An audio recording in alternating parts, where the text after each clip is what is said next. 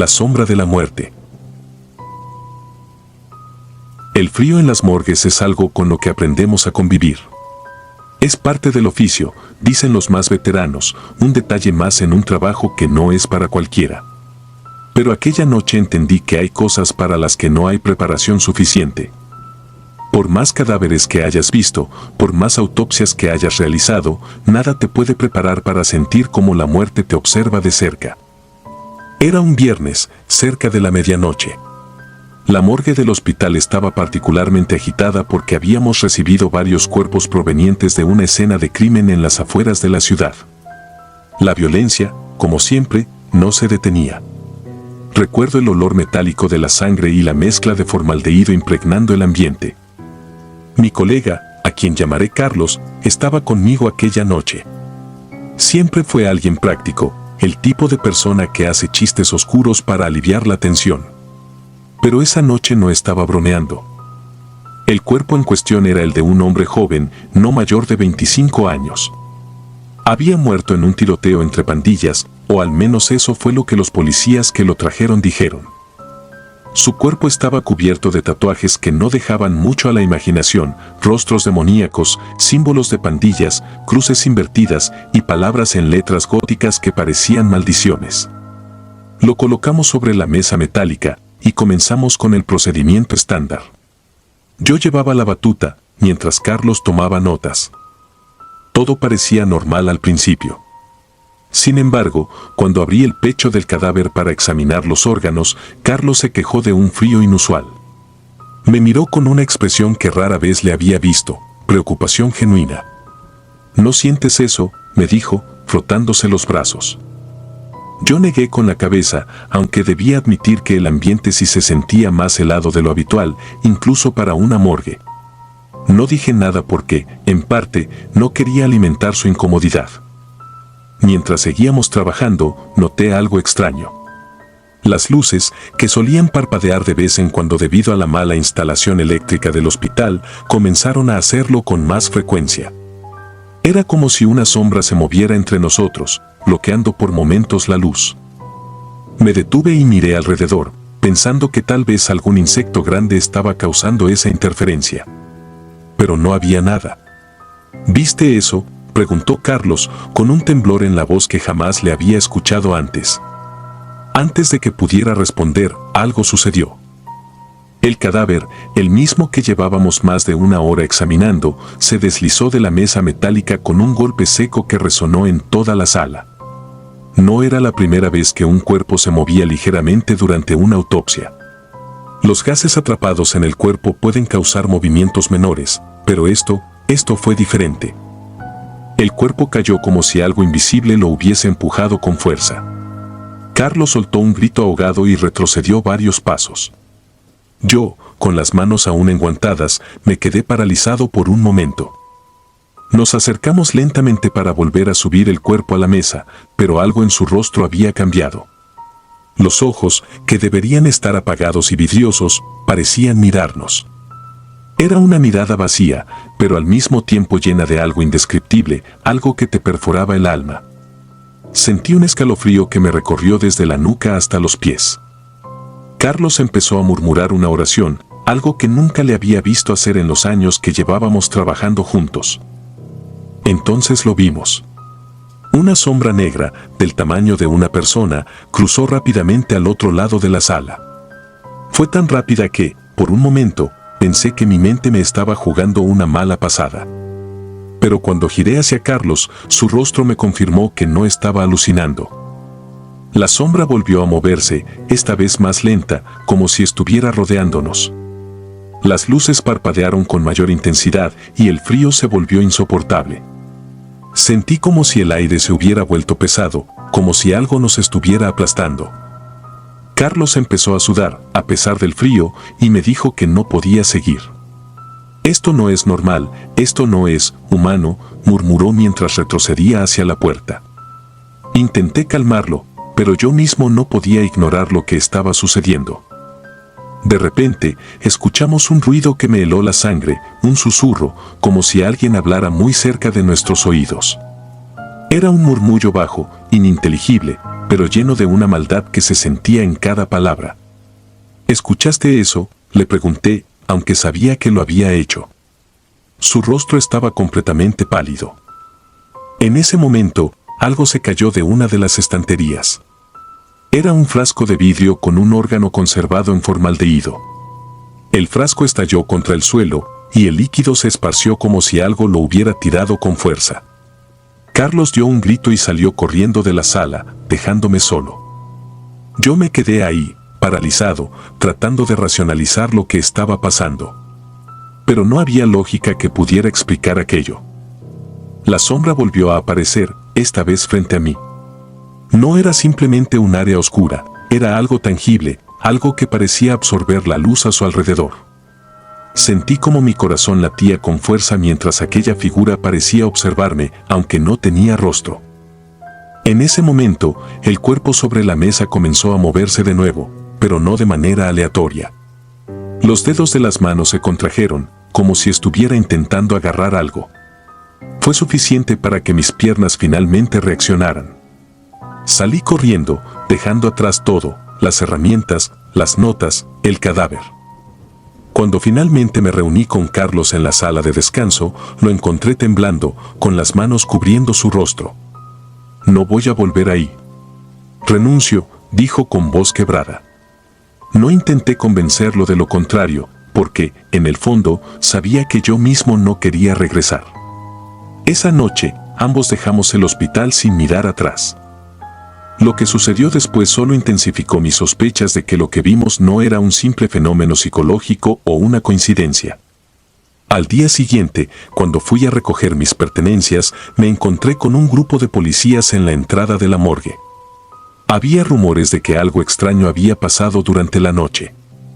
Las cámaras de seguridad, según me dijeron, habían captado movimientos inexplicables en la sala de autopsias, incluso después de que nos fuimos. Nadie pudo dar una explicación lógica. Dejé ese trabajo poco tiempo después. A veces, en mis noches más oscuras, siento que esa sombra todavía me observa. El rostro del cadáver, con esa mirada vacía pero cargada de algo más, se aparece en mis sueños. Y aunque trato de convencerme de que todo tiene una explicación racional, una parte de mí sabe que no fue así. Algo estaba con nosotros aquella noche, algo que no pertenece a este mundo. Desde entonces, cada vez que escucho una historia de sombras o presencias en hospitales, mi piel se eriza. Porque sé, con una certeza que me persigue, que hay cosas que no podemos comprender. Y hay lugares donde la muerte no está sola. El grito de la morgue. Soy Hugo, médico forense con más de una década de experiencia. He trabajado con cuerpos en todas las condiciones imaginables, desde accidentes de tráfico hasta homicidios brutales. Pero lo que ocurrió en aquella morgue en Guadalajara me marcó para siempre. Hay noches en las que cierro los ojos y el recuerdo me atormenta, como si el incidente hubiera ocurrido ayer. Era un día caluroso de octubre, el tipo de calor seco que hace que el aire parezca más denso. Nos habían enviado un caso peculiar, una exhumación solicitada por la familia de una mujer que, según decían, había sido enterrada viva por accidente. La idea me pareció absurda. Las autopsias iniciales son minuciosas, no se nos escaparía algo así. Pero cuando llegó el cuerpo, entendí por qué habían hecho la petición. El féretro estaba abollado desde dentro, con arañazos profundos en la madera. En las uñas de la mujer había astillas y su rostro mostraba una expresión de terror indescriptible. Su nombre era Alyssa Mondial, una mujer de 35 años que había sido declarada muerta por un paro cardíaco. Según los documentos, había sido enterrada hacía 3 días. Ese tipo de casos no eran del todo extraños en el mundo forense. El síndrome de catalepsia, aunque raro, podía hacer que alguien pareciera muerto cuando en realidad estaba vivo. Pero algo en este caso me inquietaba más de lo habitual. Había una tensión en el ambiente, un peso inexplicable que sentí desde el momento en que el cuerpo cruzó las puertas de la morgue. Mi colega, Raúl, y yo comenzamos la autopsia. Raúl era joven, aún relativamente nuevo en el oficio, pero había demostrado ser competente. Me preocupaba un poco su falta de experiencia con casos emocionalmente intensos como este, pero parecía tranquilo mientras preparábamos el cuerpo. Cuando abrimos el féretro, el olor era abrumador, incluso para nosotros. El hedor de la descomposición mezclado con algo más, algo que no pude identificar. Elisa yacía con los ojos abiertos, vacíos, pero había algo perturbador en su mirada, como si el terror que había experimentado aún estuviera atrapado allí. Comencé con el protocolo estándar: inspección externa, descripción de lesiones visibles, toma de muestras. Todo parecía normal dentro de lo macabro del caso, hasta que llegó el momento de realizar la primera incisión. Fue entonces cuando ocurrió. El grito. No era un ruido vago o el crujido de huesos desplazándose. Era un grito desgarrador, humano, cargado de agonía y desesperación. Parecía surgir de dentro del cuerpo, aunque eso era imposible. El sonido reverberó en las paredes de la morgue, helándome la sangre. Raúl dejó caer los instrumentos quirúrgicos y, antes de que pudiera reaccionar, se desplomó en el suelo. Mi cuerpo se paralizó, mis manos temblaban mientras sujetaba el bisturí. El grito cesó tan abruptamente como había comenzado, dejando un silencio ensordecedor. Mis oídos zumbaban, mi corazón golpeaba con fuerza contra mi pecho. Miré a Elisa, esperando, aterrorizado de ver algún movimiento. Pero permaneció inmóvil, su cuerpo tan inerte como debería estar. Logré recuperar algo de compostura y revisé a Raúl. Estaba respirando, pero inconsciente. Lo arrastré hacia una esquina de la sala y me forcé a volver al cuerpo. Necesitaba una explicación racional. Quizás el aire atrapado en los pulmones había provocado un sonido al realizar el corte, aunque nunca había oído algo ni remotamente similar. Pero cuando inspeccioné más de cerca, vi algo que me dejó helado. Las cuerdas vocales estaban tensas, como si hubieran sido utilizadas recientemente. Retrocedí, casi tropezando. El bisturí cayó al suelo con un repiqueteo metálico. Mi mente luchaba por encontrar una lógica que se aferrara al mundo que conocía, pero nada encajaba. Miré alrededor de la sala y por un momento sentí que no estaba solo. El aire parecía cargado de algo intangible, algo que me observaba. Decidí detener la autopsia en ese momento. Raúl comenzaba a recuperar el conocimiento, murmurando incoherencias. Lo ayudé a levantarse y su rostro estaba pálido como el de un cadáver. El grito, ¿lo escuchaste?, me preguntó con la voz entrecortada. Asentí sin decir nada. No había palabras para describir lo que habíamos experimentado. Acordamos terminar el informe al día siguiente. No podía quedarme más tiempo en esa morgue. Cerramos la sala y dejamos el cuerpo de Elisa allí, aunque me costó dar la espalda. Sentía como si algo estuviera mirando desde la camilla, como si esos ojos vacíos aún me siguieran. Esa noche apenas dormí. Cada vez que cerraba los ojos, el grito volvía a mi mente, junto con la mirada de terror en el rostro de Elisa. Al día siguiente, llegué temprano a la morgue, decidido a enfrentar lo que fuera que había ocurrido. Pero cuando abrí la sala, algo estaba terriblemente mal. El cuerpo de Elisa no estaba donde lo habíamos dejado. La camilla estaba vacía, los instrumentos quirúrgicos desparramados por el suelo. Mi primer pensamiento fue que alguien había entrado durante la noche, pero las puertas estaban intactas y el registro no mostraba movimientos. Revisé cada rincón de la morgue, cada sala, cada cámara frigorífica, pero no había rastro de ella. Raúl llegó poco después y cuando le conté lo sucedido, se negó a entrar. No, Hugo. No quiero saber nada más de esto, me dijo antes de dar media vuelta y marcharse. No lo culpo. Si hubiera tenido la opción, habría hecho lo mismo. La desaparición del cuerpo quedó registrada como un incidente sin explicación. Nadie investigó más allá de lo superficial.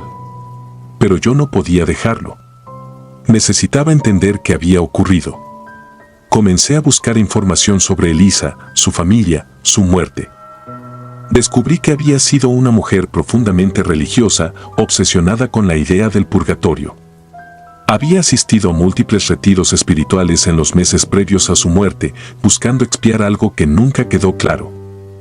Un dato en particular me llamó la atención: La noche antes de su supuesta muerte, Elisa había sido vista por sus vecinos caminando descalza por la calle, murmurando algo en un idioma que nadie reconoció. Algunos decían que parecía estar en trance, mientras que otros afirmaban haber visto sombras siguiendo sus pasos, aunque no había nadie más allí. A medida que investigaba, comencé a sentir que algo estaba conmigo. En mi casa, en mi auto, incluso en la morgue. Escuchaba susurros apenas audibles, veía sombras moviéndose en mi visión periférica.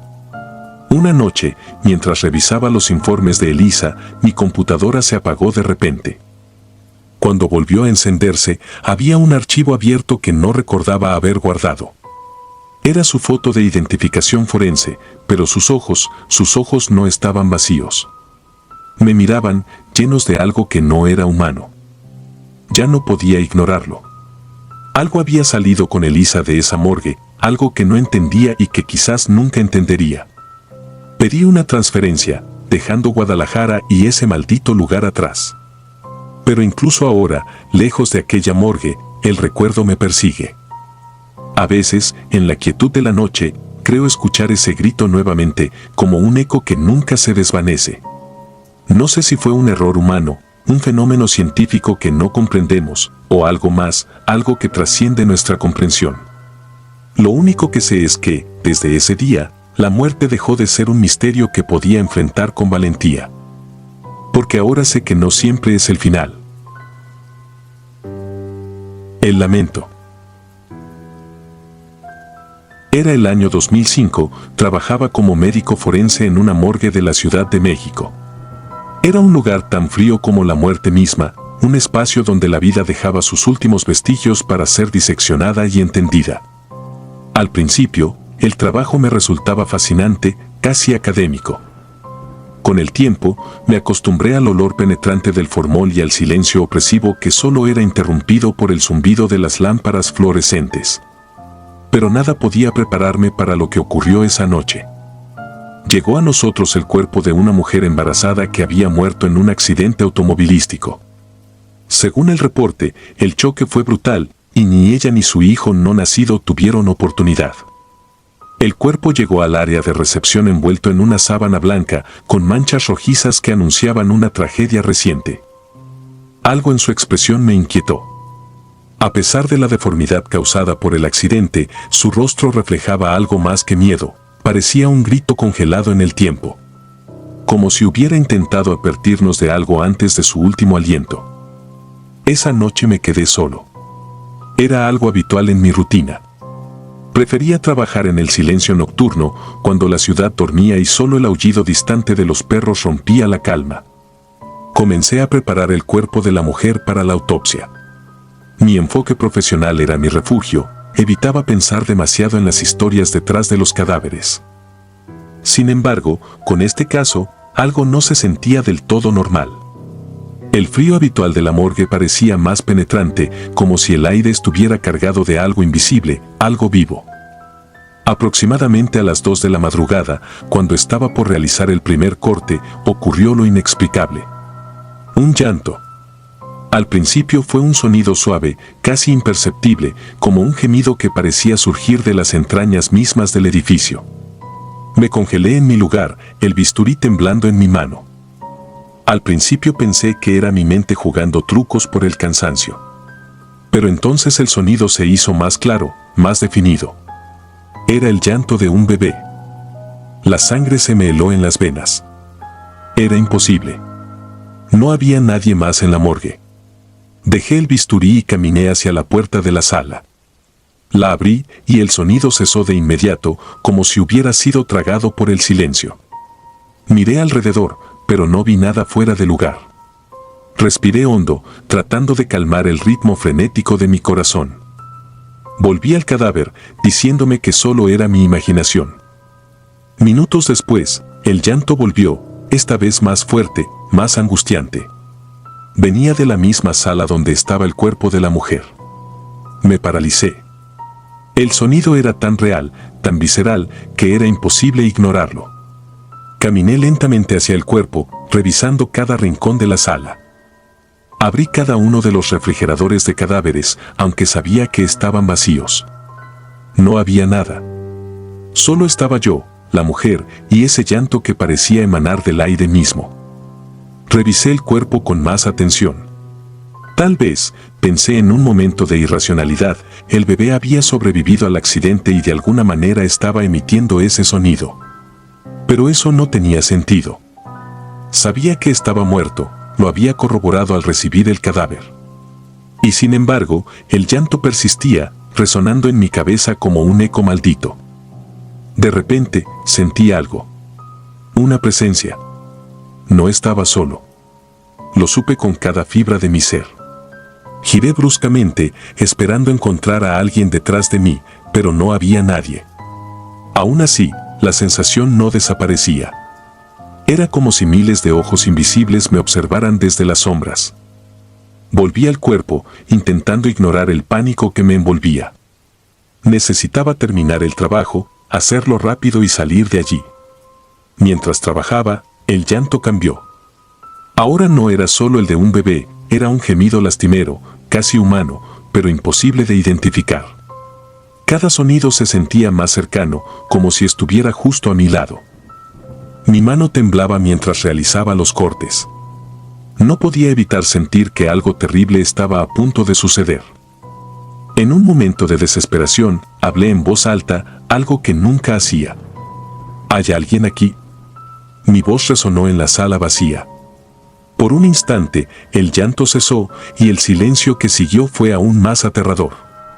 Sentí un escalofrío recorrer mi columna y entonces lo vi. El cuerpo de la mujer se movió.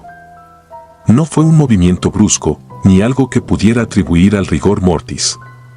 Fue un leve temblor, casi imperceptible, pero lo suficiente para que mi mente entrara en pánico. Retrocedí, mi espalda chocando contra la pared. Por un instante pensé que lo había imaginado, pero entonces ocurrió de nuevo. Su pecho se levantó ligeramente, como si estuviera respirando. Me acerqué con cautela, tratando de mantener la calma. Coloqué mi mano sobre su muñeca, buscando un pulso que sabía que no encontraría. Su piel estaba fría como el mármol, pero entonces sentí algo. Un latido. Débil, irregular, pero allí estaba. Mi mente no podía procesarlo. Esto no era posible. El informe de muerte era claro. Y aún así, aquí estaba, el cadáver de una mujer muerta dando señales de vida. Antes de que pudiera reaccionar, el llanto volvió, más fuerte que nunca, llenando cada rincón de la morgue. Pero esta vez, no era solo un llanto, era un grito desgarrador, un sonido que parecía salir directamente de las entrañas de la mujer. De repente, su abdomen, que hasta ese momento había permanecido inmóvil, comenzó a retorcerse. Retrocedí con horror mientras algo dentro de su vientre parecía moverse. Era como si algo estuviera luchando por salir. No podía apartar la vista, atrapado entre el miedo y una curiosidad morbosa. El abdomen se hinchó y contrajo de manera antinatural, y entonces, el tejido comenzó a desgarrarse. Un líquido oscuro, más negro que la sangre, comenzó a salir del cuerpo, goteando lentamente hasta el suelo. El llanto cesó, dejando un silencio que era aún más aterrador. Me acerqué, contra mi mejor juicio, y lo vi. No era un bebé. Lo que salió de su vientre era algo que desafiaba toda lógica, una figura diminuta y grotesca, con ojos vacíos que brillaban con un odio inexplicable. Se arrastró fuera del cuerpo, dejando un rastro de ese líquido viscoso mientras emitía un sonido gutural, casi como un gruñido. Corrí. Dejé todo atrás, el bisturí, las herramientas, incluso mi cordura. Salí de la sala, cerrando la puerta detrás de mí. Pero incluso en el pasillo, el llanto seguía resonando, ahora acompañado por un ruido de golpes, como si algo estuviera tratando de abrir la puerta. No regresé a la morgue esa noche. Llamé a mi supervisor, inventando una excusa para mi ausencia. No podía contar lo que había visto, nadie lo creería. Pasé días sin dormir, atormentado por el recuerdo de esos ojos y ese sonido. 2 semanas después, renuncié. Nunca volví a trabajar en ese lugar. Pero a veces, en la oscuridad de la noche, aún escucho ese llanto, resonando en mi mente como un eco de algo que nunca podré explicar. Años después, supe que la morgue había sido clausurada. Se rumoraba que los trabajadores comenzaron a reportar cosas extrañas, voces, pasos y, lo peor de todo, el llanto de un bebé que nunca encontraron. Algunos dijeron que era el alma del hijo no nacido de la mujer, buscando consuelo en un lugar donde la muerte era lo único seguro. Pero yo sabía la verdad. Lo que vi esa noche no era un alma perdida. Era algo mucho más oscuro. Y aún está allí, esperando en la morgue abandonada, acechando en las sombras. La habitación 311. Era el año 1998. Trabajaba como médico forense en un hospital en Lima. Mi labor consistía en realizar autopsias, revisar cuerpos y documentar con precisión cada causa de muerte. La morgue del hospital era un lugar donde el silencio parecía una presencia palpable, pesada, como si estuviera impregnado de los secretos de los muertos que allí descansaban. Había rumores entre el personal sobre una habitación en particular, la 311. Era un espacio que muchos evitaban, incluso los más escépticos. Se decía que cosas extrañas sucedían allí, y aunque yo no daba crédito a esas historias, la forma en que los demás evitaban siquiera mencionar el número me hacía sentir un escalofrío irracional cada vez que pasaba frente a su puerta. Una noche, después de una jornada especialmente larga, me encontraba limpiando mis instrumentos en la morgue. Las luces fluorescentes parpadeaban de vez en cuando, lo cual era común, pero esa noche el parpadeo parecía más insistente, como si las lámparas mismas intentaran advertirme de algo. Fue entonces cuando la vi. Una figura pasó frente a la puerta de la morgue. Era una mujer vestida con un camisón blanco, su cabello desordenado cayendo en mechones oscuros que apenas dejaban ver su rostro. Pensé que era una paciente perdida, algo que había sucedido antes. Salí al pasillo para ayudarla, pero al llegar, no había nadie. La sensación fue extraña. El pasillo era largo y vacío, con las puertas cerradas y una atmósfera densa que me hizo sentir vigilado. Caminé hacia la dirección en la que creía haberla visto ir, pero no encontré nada. Decidí dejarlo pasar, atribuyéndolo al cansancio. Sin embargo, al regresar a la morgue, noté que algo estaba fuera de lugar, una de las camillas había sido movida. No lo entendí en el momento, pero un frío inexplicable se apoderó de mi cuerpo.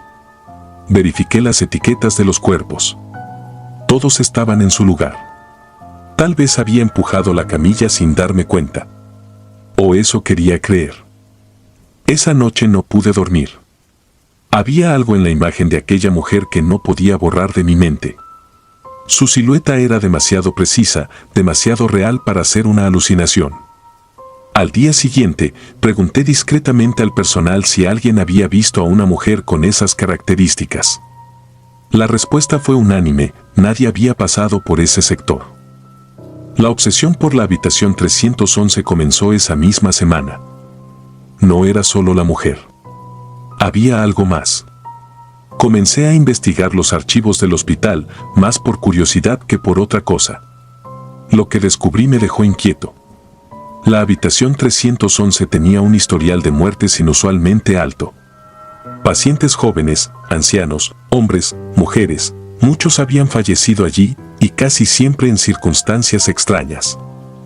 Uno de los casos me llamó especialmente la atención, el de una mujer llamada Esther Vargas, que había muerto en esa habitación hacía exactamente 15 años. Según el informe, había ingresado por complicaciones respiratorias leves, pero su estado empeoró de forma inexplicable. Murió en una madrugada fría de julio, aparentemente asfixiada, aunque los médicos nunca encontraron una causa clara. El dato que más me perturbó fue la descripción de Esther en los archivos. La foto de su historial médico mostraba a una mujer de cabello oscuro y rostro afilado, idéntica a la figura que había visto en el pasillo. Los días siguientes se convirtieron en un torbellino de sucesos inquietantes. Empecé a notar detalles que antes no estaban allí. Ruidos en la morgue que no tenían origen claro, como un susurro apenas audible. Herramientas que aparecían fuera de su lugar. Y siempre, el mismo sueño, la mujer de blanco parada al final de un pasillo, mirándome fijamente. Sus ojos eran pozos oscuros que parecían absorber la luz. Una noche, mientras trabajaba en un informe, la electricidad falló. Quedé a oscuras, con solo la linterna de mi escritorio iluminando el lugar. Fue entonces cuando escuché el sonido. Era un golpeteo constante, como si algo o alguien golpeara desde dentro de una de las cámaras refrigeradas. El sonido me congeló. Sabía que era imposible. Las cámaras estaban selladas y cada cuerpo había sido revisado minuciosamente. Sin embargo, el golpeteo continuaba, cada vez más insistente. Respirando hondo, tomé la linterna y caminé hacia el origen del ruido. Se trataba de la cámara número 7, una que contenía el cuerpo de una mujer fallecida hacía 2 días. Abrí la puerta con manos temblorosas. La cámara estaba vacía. Un escalofrío recorrió mi espalda y un sonido detrás de mí me hizo girar bruscamente. La camilla donde debería estar el cuerpo de la mujer ahora estaba ocupada. Allí, acostada, estaba Esther Vargas, con el mismo camisón blanco que había visto aquella primera noche. Sus ojos estaban abiertos, fijos en el techo, pero cuando me acerqué, giraron hacia mí. Salí corriendo. No recuerdo cómo llegué a casa, pero esa noche no volví al hospital. Mi obsesión por la habitación 311 me llevó a regresar. Sabía que necesitaba respuestas. Había algo oscuro en ese lugar, algo que iba más allá de cualquier explicación lógica. Esa noche decidí entrar a la habitación. Llevé una grabadora, convencido de que, si había algo allí, tal vez podría capturarlo. La habitación estaba vacía, con una cama de hospital en el centro y una ventana que daba a un patio trasero. La luz de la luna entraba a través de las persianas rotas, dibujando sombras que parecían moverse con vida propia. Me senté en la cama y encendí la grabadora. Hablé, preguntando si alguien estaba allí. Al principio, no sucedió nada. Pero luego, el aire pareció cambiar. Una brisa helada recorrió el cuarto y las sombras en las paredes comenzaron a distorsionarse. De repente, sentí un peso en la cama, como si alguien se hubiera sentado junto a mí. No había nadie. El pánico me invadió, pero me obligué a permanecer quieto. El sonido de un susurro llenó la habitación, apenas audible, pero claro como el agua. «Ayúdame», dijo una voz femenina, cargada de desesperación. Entonces la vi. Esther estaba de pie junto a la ventana, mirándome con esos ojos oscuros y vacíos. Antes de que pudiera moverme, se abalanzó hacia mí y la última imagen que recuerdo fue su rostro deformándose en un grito que no era humano. Cuando desperté, estaba en la morgue. El personal del hospital me encontró inconsciente en la habitación 311. Dijeron que me había desmayado, pero yo sabía que había más. Revisé la grabadora, esperando encontrar pruebas de lo que había sucedido, pero lo único que capté fue mi propia respiración y un susurro final antes de que todo terminara: «No debiste venir». Desde entonces, no soy el mismo. Dejé mi trabajo en el hospital y nunca volví a Lima. Pero incluso ahora, a kilómetros de distancia, todavía siento su presencia. Por las noches, a veces la veo en la esquina de mi habitación, observándome, esperando. La habitación 311 nunca me dejó escapar. La morgue. Dejaré mi nombre en el anonimato, no porque tema por mi reputación, sino porque aún no puedo borrar de mi mente lo que ocurrió aquella noche en Bogotá, en 2011.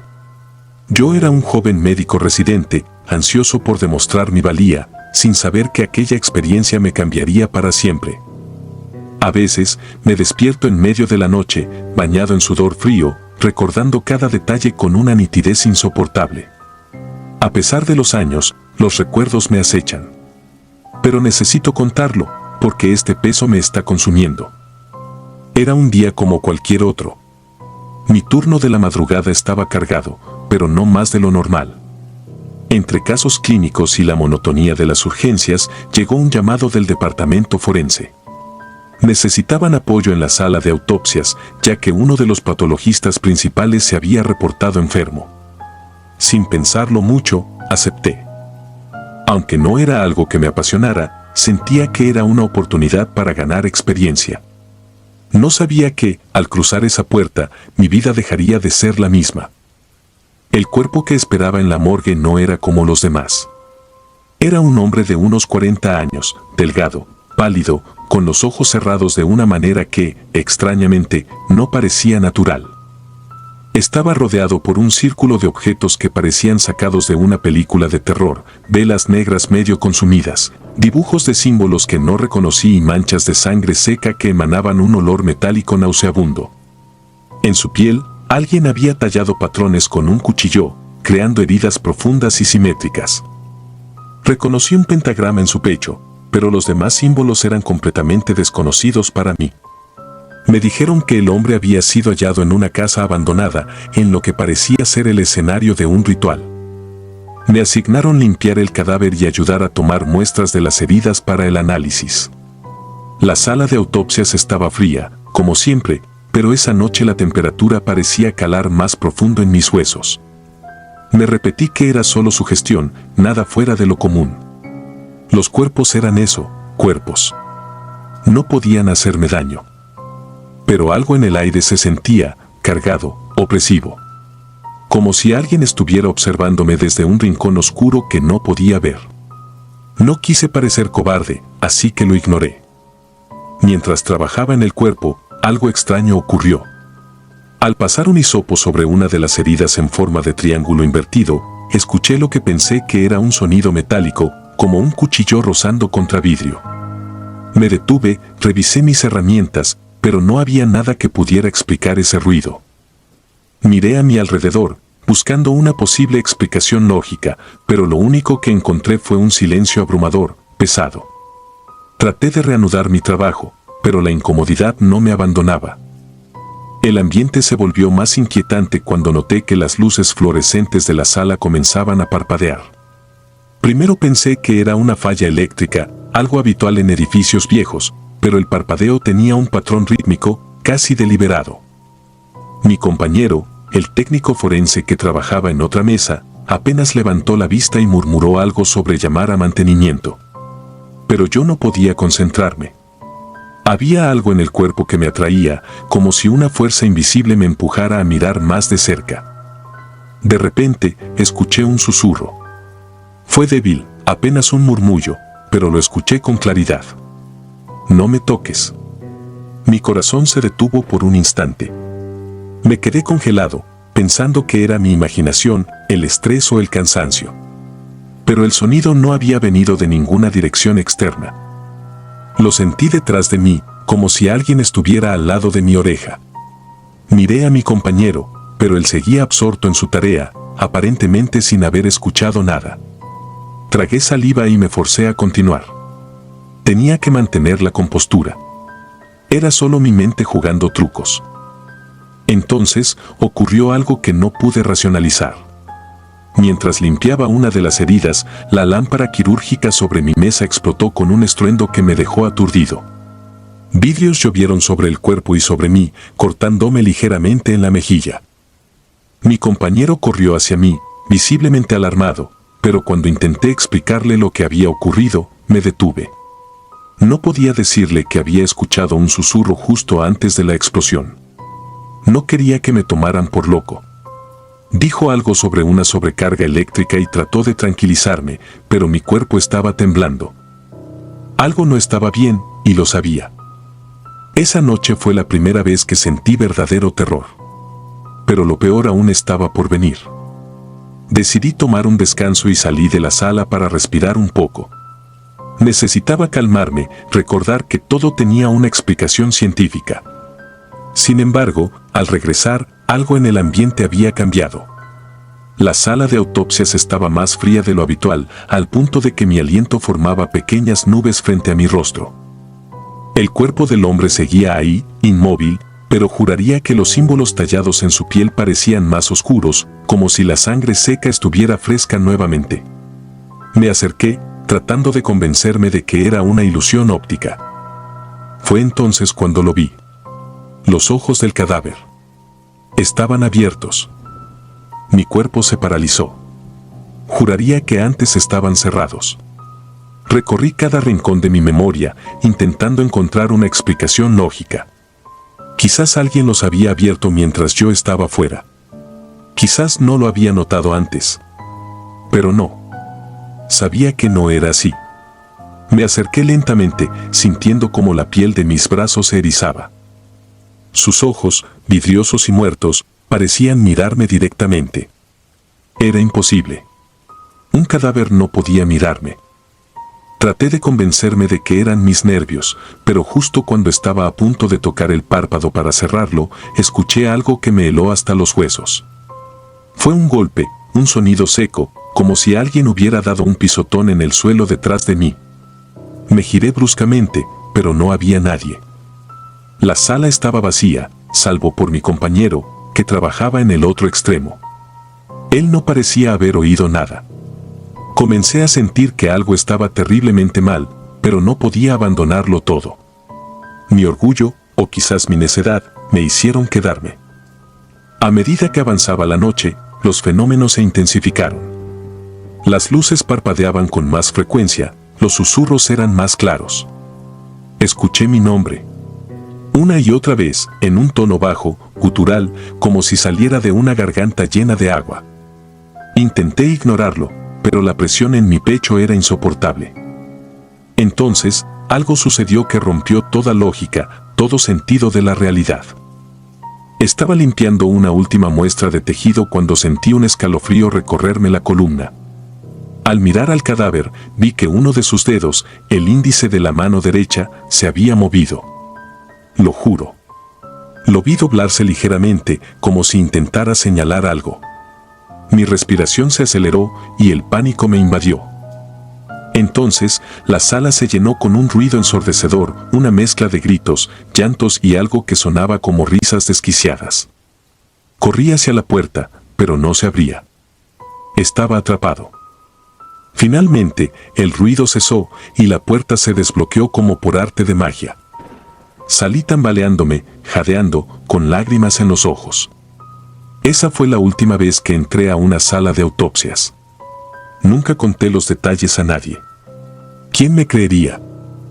Pero cada vez que cierro los ojos, veo esos símbolos, escucho ese susurro y siento esos ojos muertos clavados en mí.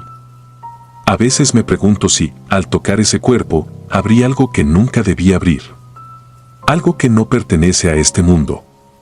Algo que sigue conmigo, esperando el momento de reclamarme. Si disfrutas de los relatos, te invitamos a apoyarnos con un like y un comentario, ya que eso nos ayuda muchísimo. Además, si aún no estás suscrito o suscrita, te animamos a formar parte de la comunidad del terror. Muchas gracias por escucharnos y por tu apoyo.